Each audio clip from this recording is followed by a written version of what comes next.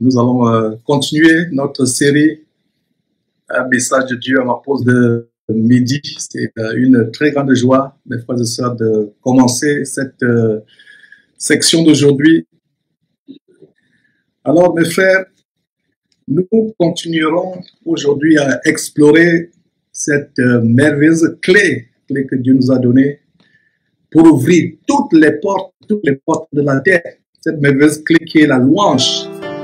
Nous allons approfondir le message que nous avons fait, que nous avons partagé le 24 juillet, il y a une semaine jour pour jour, qui était intitulé La louange te délivre puissamment.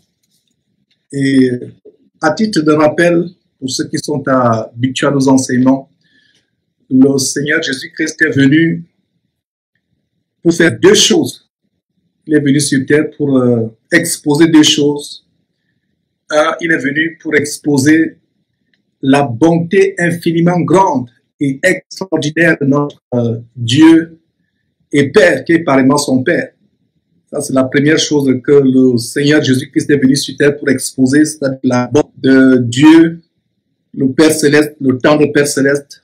La deuxième chose que Jésus-Christ est venu sur terre pour exposer, c'est la nature profondément méchante et perverse de notre ennemi, le diable, qui ne vient que pour dérober, égorger et détruire, comme d'ailleurs Jean chapitre 10, verset 19 le révèle.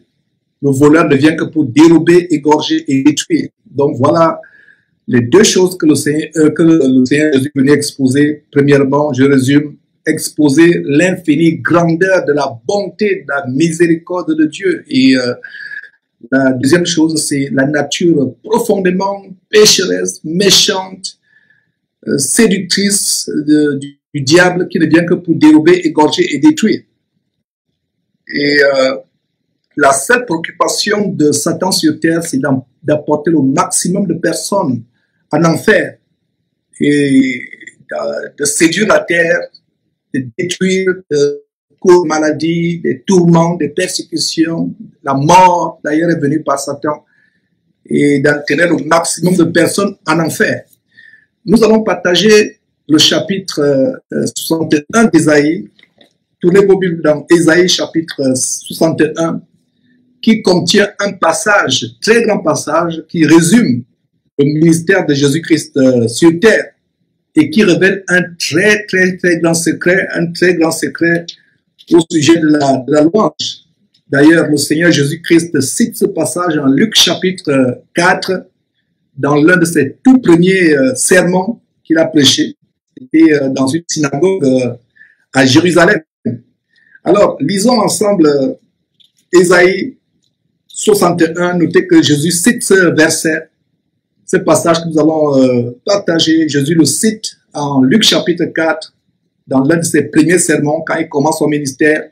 Il se trouvait à Jérusalem. Et ce passage que nous partageons aujourd'hui, c'est ce passage que Jésus a lu en Luc chapitre 4 et qui contient une grande révélation au sujet de la louange. Alors, nous lisons quoi au verset 61? L'Esprit du Seigneur, l'Éternel est sur moi, car l'Éternel m'a oint pour porter de bonnes nouvelles aux malheureux. Il m'a envoyé pour guérir ceux qui ont le cœur brisé, pour proclamer aux captifs la liberté et aux prisonniers la délivrance. D'abord, le verset 1 nous montre quelque chose de très grand.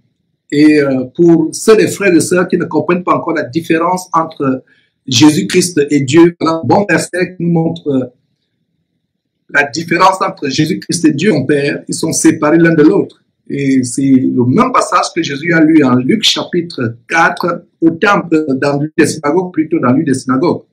Alors, l'Esprit du Seigneur, de quel Seigneur il s'agit? Le Seigneur Dieu, l'Éternel, est sur moi. Moi et puis émis pour qui? Émis pour le Seigneur Jésus-Christ. C'est car l'Éternel m'a oint. M'a émis pour qui? M'a émis pour Jésus-Christ. Pour faire quoi?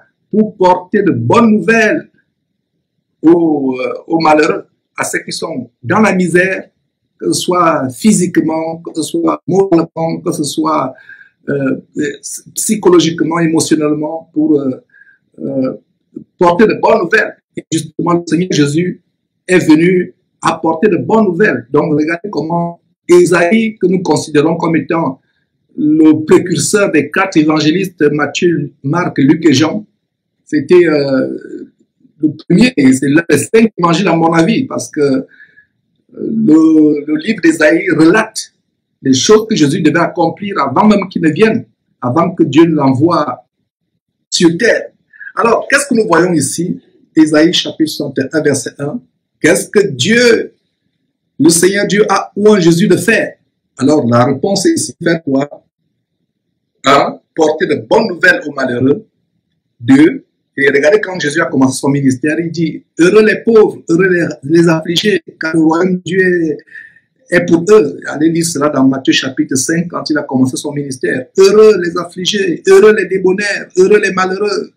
Le royaume de Dieu est avec eux. Donc, qu'est-ce que Dieu, l'éternel Dieu, a pour Jésus de faire? 1. Annoncer la bonne nouvelle aux opprimés, afin que ceux qui ont le cœur brisé puissent avoir la liberté. Il est venu proclamer la liberté, la libération, l'affranchissement à ceux qui sont captifs, à ceux qui sont asservis. Jésus est venu pour libérer. Le diable, lui, il a été jeté sur terre. Et quel est son rôle? À servir les gens, les rendre esclaves, les rendre prisonniers, opprimés. Je me demande comment les gens peuvent aller adorer le diable. Il y a des gens qui vendent leur âme au diable pour des richesses incertaines, éphémères et passagères de la terre. Ils vendent leur âme. Le rôle du Seigneur Jésus étant venu sur terre, c'était d'apporter l'affranchissement, la délivrance des prisons.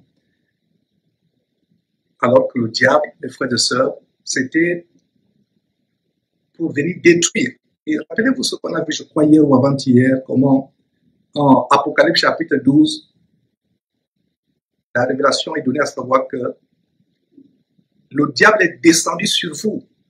En Apocalypse chapitre 12, verset 12, malheur à vous terre, car le diable est descendu sur vous, agité d'une grande colère, pas d'une colère, mais d'une grande colère, sachant qu'il lui reste peu de temps. Alors, une chose que nous voyons ici, c'est que nous avons l'affranchissement en Jésus-Christ. Nous avons la liberté. Nous avons les chaînes de l'asservissement qui sont brisées. Continuons au verset 2. Verset 2. Pour publier une année de grâce de l'Éternel et un jour de vengeance de notre Dieu, pour consoler les affligés, pour accorder, verset 3, pour accorder aux affligés de Sion,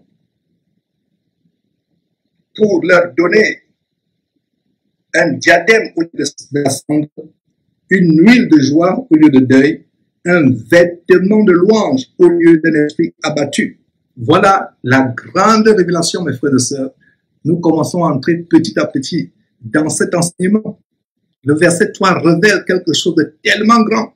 Et plaise à Dieu, je vais expliquer cela afin que vous puissiez comprendre la grande révélation, verset 3, pour accorder aux affligés de Sion, pour leur donner un diadème au lieu de la cendre. La cendre, mes frères et sœurs, dans les temps bibliques, représentait l'affliction, le deuil. Quand les gens étaient dans la détresse, la désolation, ils avaient perdu un membre de la famille, ils se revêtaient du sac et de la cendre pour leur donner un diadème au lieu de la cendre, une huile de joie au lieu du deuil, un vêtement de louange au lieu d'un esprit abattu. Au lieu d'un esprit abattu. Regardez comment le Seigneur Jésus, dont il est question ici, préfigurait déjà ce que le Saint-Esprit nous dit en 1 Thessaloniciens chapitre 5, verset 16, à savoir, soyez toujours joyeux, soyez toujours joyeux. Le manteau de deuil est ce que beaucoup de chrétiens portent aujourd'hui. Ils sont abattus par les problèmes de la vie, ils se découragent, ils sont opprimés, ils ont un manteau de deuil, ils ont plutôt la cendre. Alors, au lieu d'avoir cela, qu'est-ce que le verset dit? Le verset dit, un vêtement de louange. Un vêtement de louange, mes frères et sœurs. Savez-vous que l'esprit d'abattement ne vient pas de Dieu? Notez bien au verset 3, au lieu d'un esprit abattu. Il y a d'autres Bibles qui traduisent cela par un esprit d'assoupissement, ou un esprit de dépression, ou un esprit de lourdeur. L'esprit d'assoupissement, mes frères et sœurs, le savez-vous que l'esprit d'assoupissement ou esprit de dépression, être déprimé, ou l'esprit de lourdeur, ou l'esprit de mauvaise humeur, être triste constamment, ne vient pas de Dieu, mais du diable. C'est quelque chose que le diable essaie de nous faire porter comme un vêtement. Alors, au lieu de porter constamment un vêtement de tristesse, un vêtement de manque de joie, un vêtement de dépression, on est de mauvaise humeur à longueur de journée, on est triste parce que nous traversons des difficultés dans la vie, on est abattu. La Bible nous révèle en Ésaïe 61, verset 3, un vêtement, un manteau ou vêtement de louange. Voilà. Donc vous pouvez, à partir d'aujourd'hui, sur la base de ce verset, prendre la décision de vous débarrasser de tout manteau ou de tout vêtement de dépression, de déchirer, l'ôter de vous. Vous en débarrasser, le déchirer, en proclamant avec foi et avec assurance: au nom de Jésus-Christ, je te résiste, je te résiste. Tu ne pourras plus jamais me revêtir de ton manteau de tristesse, de ton manteau d'amertume, de dépression, ton manteau de manque de joie. Je te résiste, Satan. J'ai été crucifié avec Christ. Le sang de Jésus-Christ a complètement lavé, nettoyé ma vie passée. Tu ne pourras plus m'abattre avec la condamnation, la culpabilité. Je te résiste. Jésus m'a complètement nettoyé, lavé par son sang précieux. Ma culpabilité est partie. Tu ne peux plus m'accuser. Je refuse d'être triste malgré les problèmes que je traverse dans la vie. Je refuse d'être abattu malgré les difficultés.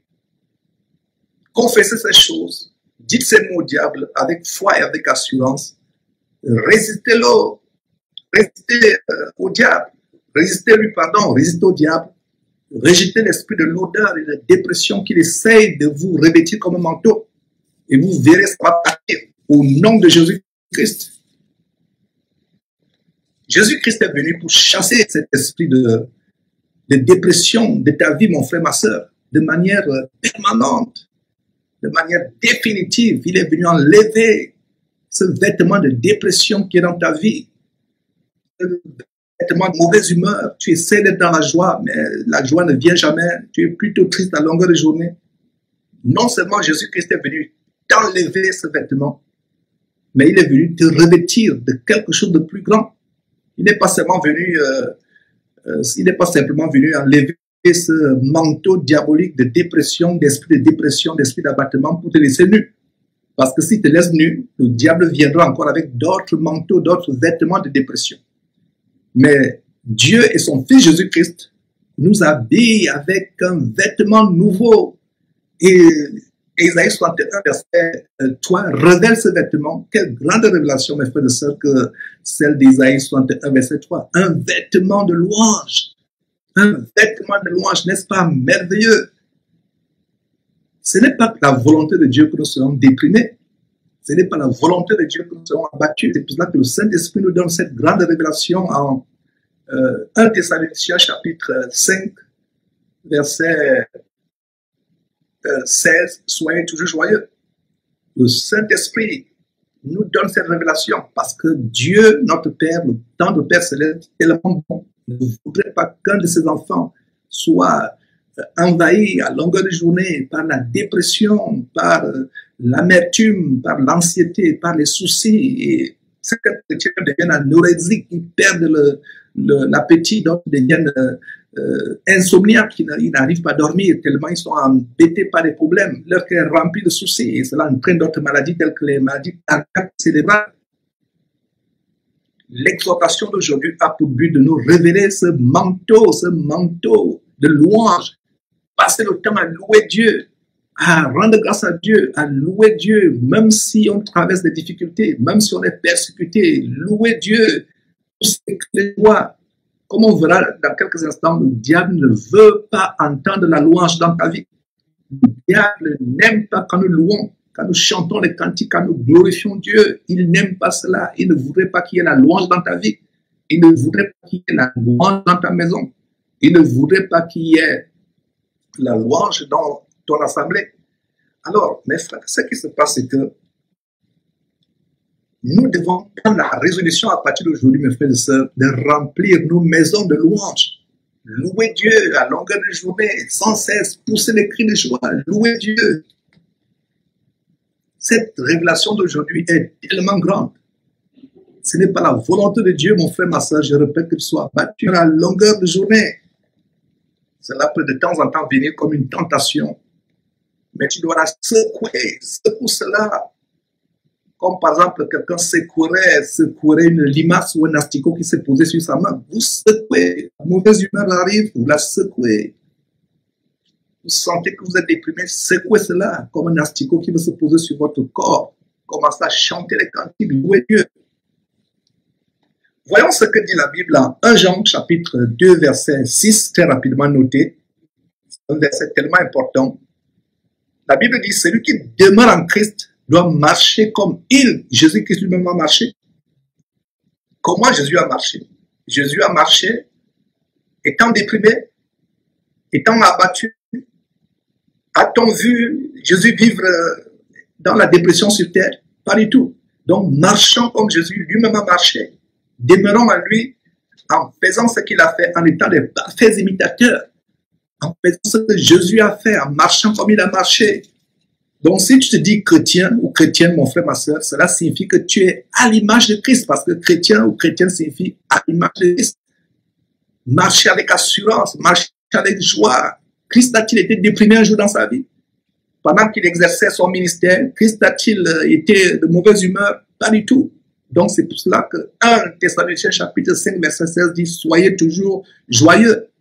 Jésus n'a jamais, absolument pas été de mauvaise humeur ou déprimé ou découragé.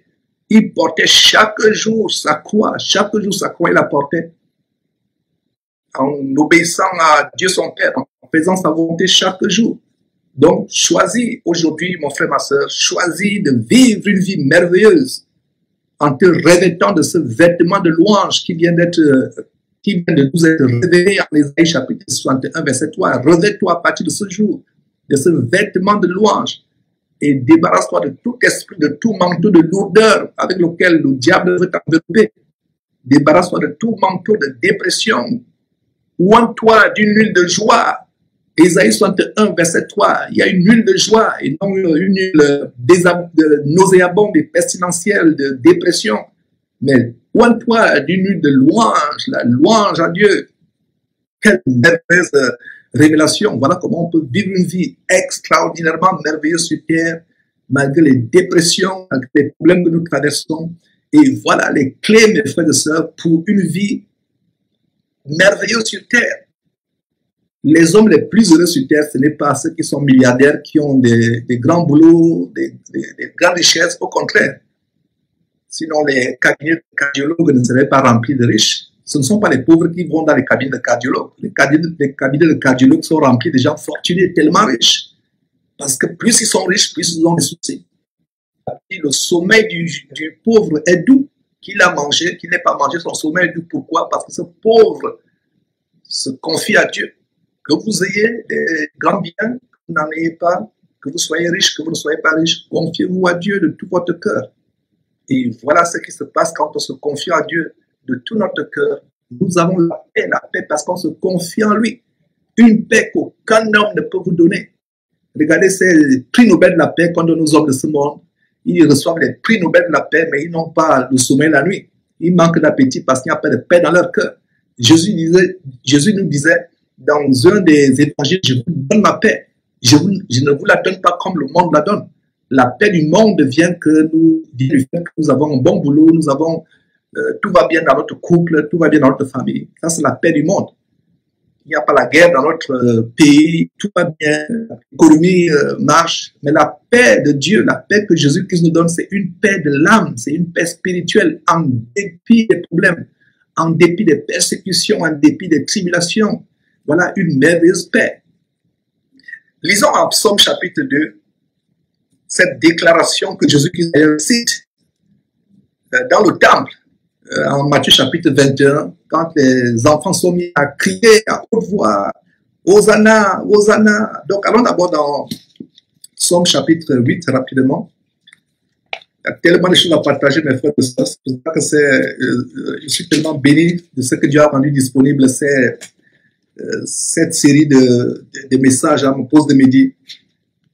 Donc dans Psaume 8, il y a une sœur en France d'ailleurs qui nous avait appris ce psaume.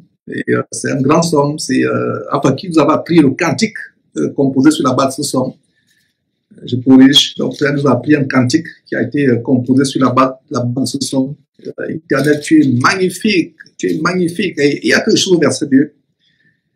Psaume 8, verset 2. Éternel, notre Seigneur, que ton nom est magnifique sur toute la terre. Ta majesté s'élève au-dessus des cieux. Verset 3. Par la bouche des enfants et de ceux qui sont à la mamelle, tu as formé ta gloire pour confondre tes adversaires, pour imposer silence à l'ennemi et au vindicatif. Pour imposer silence à l'ennemi et au vindicatif. Mes frères, voilà une merveilleusement, extraordinairement, infiniment grande révélation au verset 3. Par la louange, nous réduisons Satan au silence. Lisez très bien le verset 3. Par la bouche des enfants et de ceux qui sont à la mamelle, tu as fondé ta gloire pour confondre tes adversaires, pour imposer silence à l'ennemi, au vindicatif. Quelle révélation! Nous avons lu ce verset pendant des années sans comprendre comment la louange est le moyen par lequel on ferme la bouche à Satan. Satan n'aime pas quand on loue, il se ferme les oreilles. Mon frère, je te donne une révélation. Si tu es attaqué par les démons, tu es attaqué par toutes sortes de situations, des problèmes, des mauvaises pensées, mets-toi sur tes deux pieds, commence à chanter les cantiques à haute voix, commence à glorifier Dieu, à chanter les cantiques de louer. Le diable déteste la louange. Je vous ai fait le témoignage de mon épouse qui avait été guérie. Elle avait des maux de tête depuis quelque temps. Et lors d'une veillée de prière, je crois, on s'est mis à chanter à tue-tête. Et elle nous a interrompu pour dire qu'elle ne sent plus le mal. Le mal est parti. Et nous avons compris que c'est une attaque démoniaque. Les démons qui t'embêtent dans ton sommeil, dans ta maison, des difficultés, peu importe les attaques, comment ils se manifestent, commence à louer Dieu, loue Dieu, glorifie Dieu, et les choses vont se passer selon les promesses de Dieu. Regardez ce grand verset. Est-ce que vous saviez que le verset 3 de Psaume 8 nous montrait une grande révélation comment, par la louange, nous fermons la bouche, nous réduisons au silence Satan. Donc, quand tu commences à louer Dieu, c'est une manière de dire Satan, tu t'es et il se tait. On n'a même pas besoin de prier. C'est vrai que nous devons aussi avoir une vie de prière abondante, mais le plus de temps que nous passons à louer Dieu, la puissance de Dieu se manifeste. Et je pense que à partir d'aujourd'hui, nous allons commencer à développer chacun pour sa part dans nos maisons, avec nos enfants, avec nos époux si on est marié ou avec nos frères de sœurs en Christ, cette pratique de louer Dieu abondamment. Mes frères et sœurs, regardez ce qui se passe en Matthieu chapitre 21, et c'est le récit où Jésus entre à Jérusalem. On a étendu les vêtements sur le dos d'un âne pour qu'il s'asseye. Et il a fait une entrée triomphale à Jérusalem. Il y a même les gens qui étalaient leurs vêtements pour que Jésus y marche dessus. Et c'était un grand jour. Et qu'est-ce qui se passe? Le Seigneur, donc, Jésus va citer Psaume 8. Psaume chapitre, Jésus va citer Psaume chapitre 8, verset 3, aux chefs religieux qui étaient embêtés d'entendre les enfants louer. En fait, qu'est-ce qui les embêtait? Qu'est-ce qui faisait que ces gens soient embêtés? C'est le diable en eux. Il y a des fois, vous chantez des cantiques, les gens dans votre maison ne veulent pas que vous chantez des cantiques. Bien des fois, c'est les démons qui ne veulent pas entendre ces cantiques. Même certains soi-disant frères et sœurs en Christ dans l'église, ils vont vous reprocher, non, tu chantes tout, tu exagères avec tes cantiques là, tu exagères avec tes louanges. Comprenez que c'est le diable qui est en train de parler à travers vous. Donc si quelqu'un, frère, soi-disant en Christ, dit, non, ma sœur, tu exagères avec ta louange. Mon frère, tu exagères avec ta louange. Ça veut dire que c'est Satan qui parle à travers ce frère, même si c'est un frère. Et il y a eu des maisons des chrétiens où par le passé, il y avait beaucoup de louanges, mais subitement, il n'y a plus de louanges. Pourquoi? Parce que le diable a voulu que cette louange, la louange ne soit plus entendue dans cette maison. Il fera tout pour que la louange ne soit pas entendue dans les maisons. Il fera tout pour cesser la louange. Donc, mon frère, ma soeur, toi qui écoutes ces messages, si par le passé tu louais abondamment et que tu as cessé de louer, sache que le diable t'a vaincu, il t'a découragé pour que tu ne sois plus revêtu 24 de manteau de louange, que tu te revêtes plutôt d'un manteau d'abattement, d'assoupissement, etc., etc. Donc, en Matthieu chapitre 21, Jésus entre dans Jérusalem de manière vraiment spectaculairement phénoménale. On étend les habits, il y a des gens qui ont coupé les branches des palmiers, des rameaux, il les tenait. Donc il fait son entrée à Jérusalem de manière spectaculaire et on arrive au verset, voilà, je vous ai dit verset, Matthieu chapitre 21, voilà. Matthieu chapitre, donc au verset 15, il disait même à partir du verset 7, il disait à partir du verset 7, mais ce qui m'intéresse ici, c'est à partir du verset 15, vous pouvez lire tout le chapitre, donc verset 15. Mais les principaux sacrificateurs et les scribes furent indignés à la vue des choses merveilleuses qu'il avait faites. Donc regardez, les chefs religieux ne comprenaient pas ce que Jésus faisait. Non seulement ils étaient indignés, il y a quelque chose qui va se passer au verset 15, à la vue des choses merveilleuses qu'il avait faites, et les enfants qui criaient dans le temple, Hosanna au Fils de Dieu. Donc les enfants criaient. Regardez, les enfants criaient. Ils faisaient quoi? Ils criaient. Les chefs religieux, habitués à adorer Dieu silencieusement, ils pensaient que le seul moyen d'adorer Dieu était dans le calme. Je crois particulièrement, moi, votre frère qui vous parle, que la Bible nous dit de pousser les cris de joie. Ça dépend des circonstances. Il y a des moments où vous pouvez adorer Dieu, louer Dieu silencieusement à voix basse. Mais il y a aussi des moments où vous pouvez crier, pousser les cris de joie. Mais les chefs religieux de Jérusalem confondent Jésus-Christ parce qu'ils n'étaient pas habitués à ce genre de louange. Ils n'avaient jamais vu cela. Et regardez, Jésus, en venant sur terre, a quitté le ciel. Et au ciel, qu'est-ce qui se passe? Les anges à tue-tête louent Dieu. Longueur de journée, crient. Quand nous prions cette prière que nous avons partagée il y a quelques jours, à savoir notre Père qui est aux cieux, que ton règne vienne, que ta volonté soit faite sur la terre comme au ciel. Qu'est-ce qui se passe au ciel? La louange 24 heures sur 24 heures. Est-ce que nous pouvons aussi transformer nos maisons à des endroits de louange? Si tu transformes ta maison en un endroit de louange, mes frères et sœurs, c'est comme si ta maison était un petit ciel, un petit paradis. Parce qu'au ciel, la louange 24 heures sur 24 heures. J'aimerais que cet enseignement nous encourage, nous galvanise à revenir à cette pratique de louange pour ceux qui l'ont eu par le passé ou qui sont découragés. Et aussi pour ceux qui n'ont jamais expérimenté ce manteau de louange. Louer Dieu. Regardez comment sont notés ce somme 8. Toi nous dit que par la louange, on ferme la bouche à l'ennemi, on ferme la bouche, on réduit Satan au silence. Les enfants crient à haute voix, Hosanna, fils de David.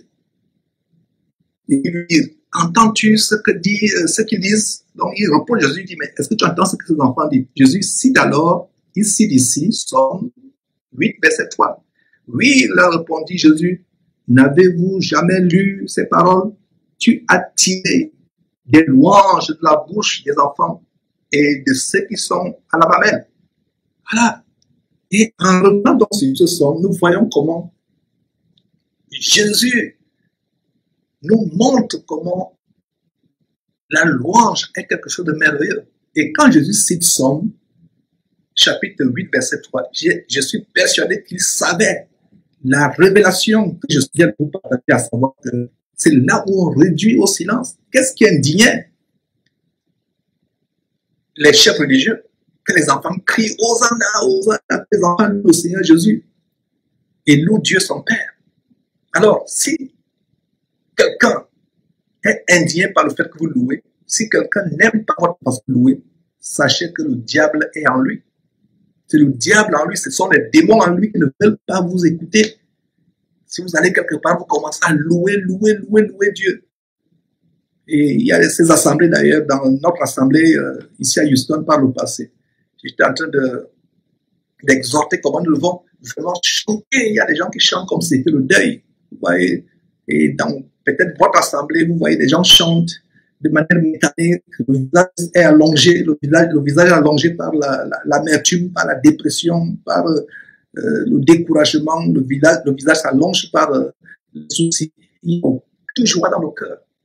C'est l'occasion, mes frères et sœurs, de retrouver notre joie, de retrouver notre manteau pour ceux qui l'ont perdu, et ce manteau de louange, et pour ceux qui n'ont jamais eu ce manteau, de l'expérimenter, d'expérimenter ce manteau afin qu'il n'y ait plus de dépression.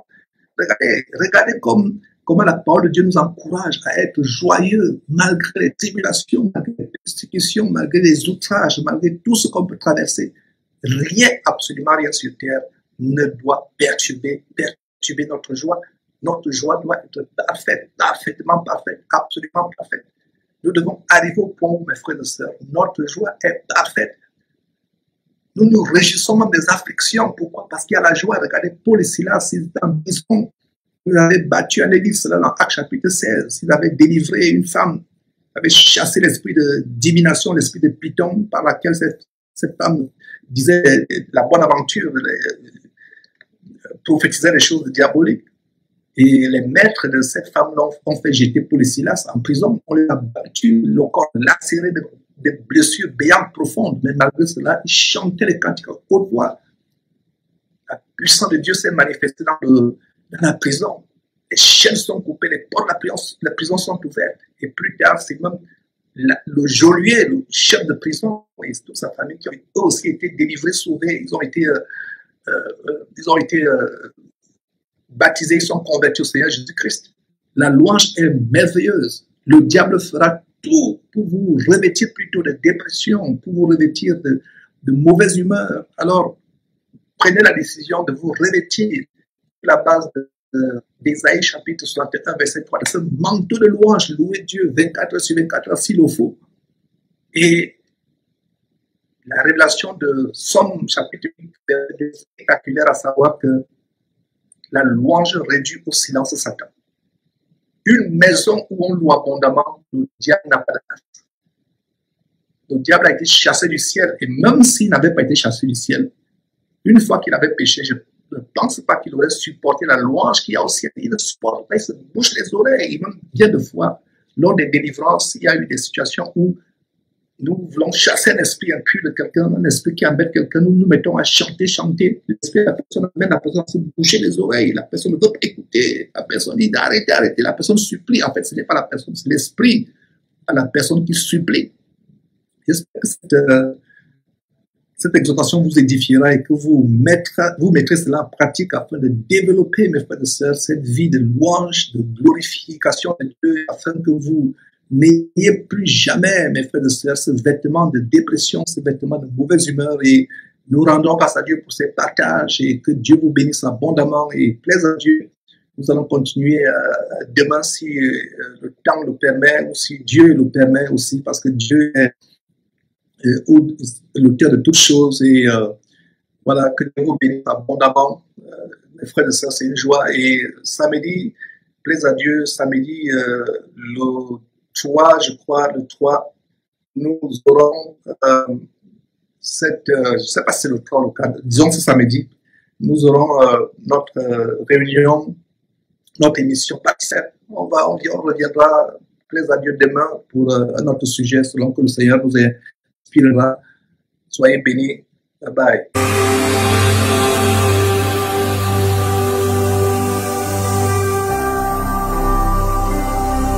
Jésus-Christ TV, vous connaîtrez la vérité et la vérité vous affranchira.